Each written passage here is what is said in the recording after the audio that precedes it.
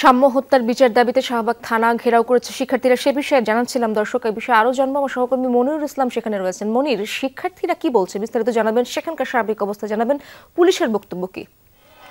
Stay সেফের double layer প্রোটেকশনই পিরিয়ডের heavy floor দিনগুলোতে আমাকে রাখে নিরাপদে। Stay safe.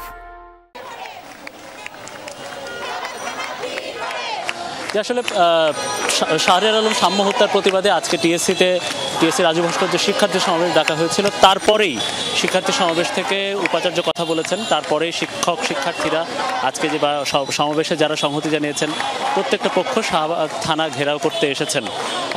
এক পক্ষ অর্থাৎ বেশিরভাগ শিক্ষার্থী সমাবেশ শেষ করে থানা ঘেরাও করে আছে। থানার সামনে অতিরিক্ত পুলিশ মোতায়েন করা আছে।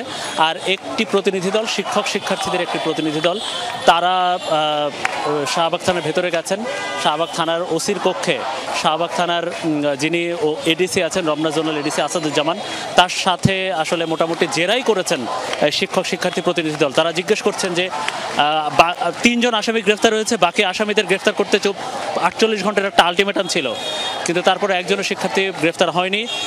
এছাড়া ওই ঘটনার পরে পুলিশের কোনো অবহেলা আছে কিনা, এবং এছাড়া আরও বিভিন্ন বিষয়াদি, বিভিন্ন দাবি বা ক্যাম্পাস নিরাপদ করতে বা মাঝে মাঝে শিক্ষার্থীদের আহ্বান জানায় পুলিশদের আহ্বান জানায়, কিন্তু এই ধরনের কোনো সাড়া পাওয়া যায় না মাঝে মাঝে। তো এই ধরনের প্রেক্ষিতে পুলিশের যিনি রমনা জোনাল এডিসি আসাদুজ্জামান বলেছেন যে তারা তৎপর আছে।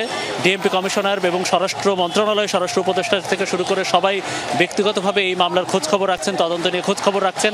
পুলিশ সার্বক্ষণিকভাবে এটা নিয়ে তদন্ত করছেন, কিন্তু বাকি আসামি যারা আছে তারা পালিয়ে বেড়াচ্ছে। বাকি আসামি যারা আছে তারা মোবাইল বন্ধ করে বিভিন্ন জায়গায় তারা লোকেশন পরিবর্তন করছে। এই জন্য বাকি আসামিদেরকে গ্রেফতার করা হচ্ছে না, এই ধরনের উত্তর পুলিশের পক্ষ থেকে দেওয়া হচ্ছে। এবং পুলিশ বলছে যে 3 জন আসামিদেরকে রিমান্ডে নেওয়া হয়েছে। তো তাদেরকে রিমান্ডে নিয়ে পুঙ্খানুপুঙ্খভাবে জিজ্ঞাসাবাদ করা হচ্ছে। জিজ্ঞাসাবাদে আরও তথ্য পাওয়া যাবে এই বিষয়ে, এবং বাকি আসামিদেরকেও দ্রুত গ্রেফতার করা হবে। এবং এই যে শিক্ষার্থী সমাবেশ ছাড়াও ক্যাম্পাসের ছাত্রদল সহ আরও কর্মসূচি ঘোষণা করা হয়েছে সাম্য হত্যার বা খুনের প্রতিবাদে। সেই কর্মসূচিও দুপুরে 1টার সময় শুরু হবে। ধন্যবাদ আপনাকে মনির।